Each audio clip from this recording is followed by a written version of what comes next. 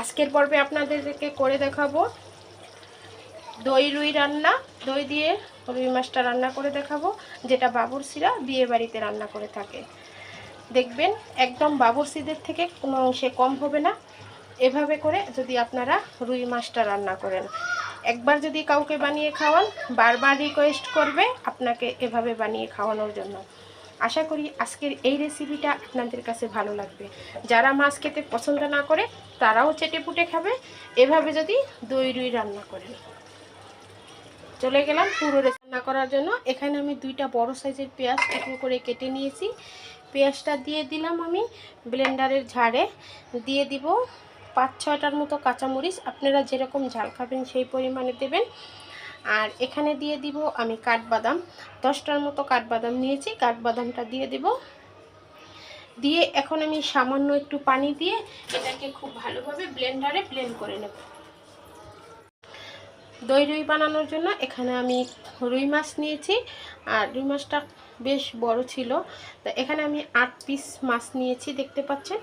এখানে দিয়ে দিব আমি লবণ, হলুদ আর শুকনো মরিচের গুঁড়া, আর দিয়ে দিব সামান্য আদা রসুন বাটা। দিয়ে মাছটাকে খুব ভালো করে মেখে নেব। মাছটাকে খুব ভালো করে ম্যারিনেট করে নিয়েছি। এখন মাছটাকে ভেজে নেব। এখানে আমি কড়াইতে তেল নিয়েছি। কড়াইটা গরম হওয়ার পরে তেলটা দিয়ে দিলাম।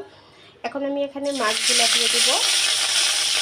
মাছটা দিয়ে দিলাম। আর অবশ্যই যারা নতুন রাঁধুনি আছে তারা মাছটা কড়াইতে দেওয়ার সময় চ্যানেলটিতে এরকম করে এটা দিয়ে দিবে, তা না হলে কিন্তু হাতে ছিটা আসতে পারে। এখন মাছগুলো ভেজে মাছটা উল্টে নিয়েছি, দেখতে পাচ্ছেন। এখন মাছটা হয়ে গেছে, মাছগুলো উঠিয়ে নেব। উঠিয়ে নিয়ে বাকি মাছগুলোও আমি ঠিক একইভাবে ভেজে নেব। একদম বেশি কড়া করে মাছটা ভাজবেন না, তাইলে কিন্তু খেতে ভালো লাগবে না। আমি স্বাভাবিকভাবে ভেজে নিয়েছি। এই যে দেখুন নিয়েছি। সেম তেলে অন্য রান্নাটা কমপ্লিট করব। এখানে আমি কিছু মশলা দিয়ে দিব। দিলাম তেজপাতা, 3টা এলাচ, ছোট্ট সাইজের 2 টুকরো দারচিনি আর একটি জয়িত্রী ফুল দিয়ে দিলাম। এখন এখানে দিয়ে দিব আমি পেঁয়াজ কুচি। পেঁয়াজটাকে একটু সামান্য ব্রাউন করে ভেজে নেব। পেঁয়াজটা হালকা ভাজা হয়ে গেছে, একটু ব্রাউন হয়ে গেছে। এখন এখানে দিয়ে দিব 1 টেবিল চামচ আদা রসুন বাটা। আদা রসুন বাটাটা দিয়ে খুব ভালো করে একটু ভেজে নেব। এখন দিয়ে দিব সেই ব্লেন্ডার করা বাদাম, পেঁয়াজ আর কাঁচামরিচ সব কিছু দিয়ে কিন্তু মশলাটাকে খুব ভালো করে একটু ভেজে নেব। অবশ্যই ভালো করে ভেজে নিতে হবে, এতে করে তরকারির টেস্টটা খুব ভালো আসবে। এখন দিয়ে দিলাম সামান্য 1 চিমটি হলুদের গুঁড়া, 1/2 টেবিল চামচ মরিচের গুঁড়া, 1/2 টেবিল চামচ ধনিয়ার গুঁড়া, 1/2 টেবিল চামচ জিরার গুঁড়া। সবটা মশলা দিয়ে দেব। দেওয়া হয়ে গেলে এই মশলাটাকেও খুব ভালো করে আমি এই মশলাটার সাথে কষিয়ে নেব।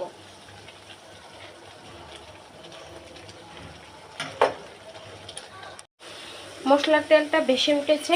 এখন দিয়ে দিব আগে থেকে ফেটিয়ে রাখা দই। তবে দইটা দেওয়ার আগে চুলাটা একদম লোয়ে রেখে দইটা দিতে হবে, ফেটিয়ে দিতে হবে দইটা। যেহেতু এটা দই রুই, তাই দইটা অবশ্যই ব্যবহার করতে হবে। তারপর খুব ভালো করে দইটাকে মশলার সাথে মিশিয়ে নিয়ে তারপর চুলার আঁচটা বাড়িয়ে দিতে হবে। করে মিশিয়ে নিয়েছি। এখন এখানে দিয়ে দিব 1/2 টেবিল চামচ লবণ আর 1/2 টেবিল চামচ চিনি দিয়ে আবারও এটাকে খুব ভালো করে খুব ভালো করে কষানো হয়ে গেছে। তেল থেকে মশলাটা আলাদা হয়ে গেছে, দেখেই বুঝতে পারছেন। এখন এ পর্যায়ে দিয়ে দিব সেই ভেজে রাখা মাছগুলো একে একে সবগুলো মাছ দিয়ে দেব।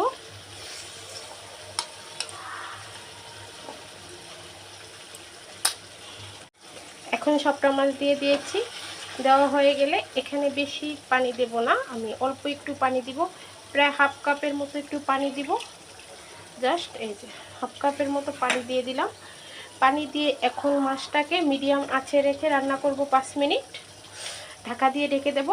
ঢাকা দিয়ে ঢেকে দিয়ে এটাকে আমি 5 মিনিট রান্না করব, যতক্ষণ না মশলা আর তেল আলাদা হয়ে যাচ্ছে আর মাছটা ভালো করে সেদ্ধ হচ্ছে, ততক্ষণ পর্যন্ত আমি এটাকে রান্না করব।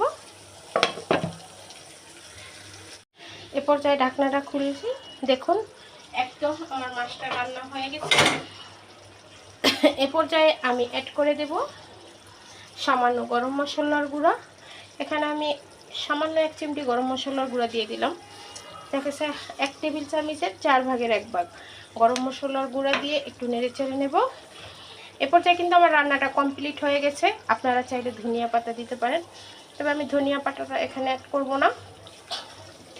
আপনারা এই রুই মাছটা এভাবে রান্না করে দই রুইটা রান্না করে আপনারা পোলাও, ভাত সব কিছুর সাথে পরিবেশন করতে পারবেন। একদম বিয়ে বাড়িতে যেভাবে রান্না করা হয় ঠিক সেরকম হবে। রান্নাটা কমপ্লিট হয়ে গেছে।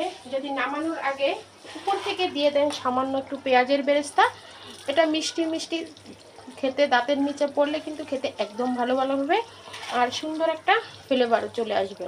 এখন আমি এটাকে 1 মিনিট ঢাকনা দিয়ে ঢেকে রেখে দেবো, তাহলে বেরেস্তার যে একটা সুন্দর ঘ্রাণ ওটা চলে যাবে মাছের ভিতরে।